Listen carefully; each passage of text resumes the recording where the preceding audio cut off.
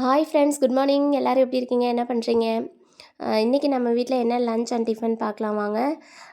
Lunch வந்து சாதம் வடிச்சிட்டு அதுக்கப்புறம் சாம்பார், அவரைக்காய், கத்திரிக்காய், அப்புறம் பீன்ஸ் எல்லாம் போட்டு சாம்பார் வச்சேன். மார்னிங் டிஃபன் வந்து இட்லி தான்.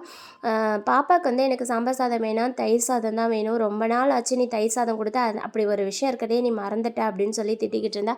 அதனால் அவளுக்கு மட்டும் தயிர் சாதம். இந்த கத்திரிக்காய்க்கு என் மேலே என்ன கோவனே தெரில, போட்டு 1/2 hour ஆச்சு, வேகவே இல்லை.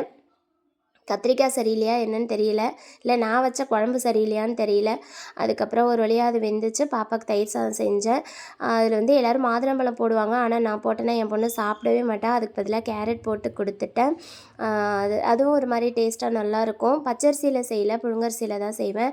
அப்புறம் ஸ்நாக்ஸ் வந்து ஆப்பிள், கேரட் பீன்ஸ் பொரியல், அப்புறம் தயிர் சாதம். எங்களுக்கு வந்து சாம்பார் செஞ்சுருக்கேன், அதே கேரட் பீன்ஸ் பொரியல் தான். Morning tiffin idli, sambar. இந்த வீடியோ பிடிச்சிருந்தா லைக் பண்ணுங்கள், ஷேர் பண்ணுங்கள். சேனலை மறக்காமல் சப்ஸ்கிரைப்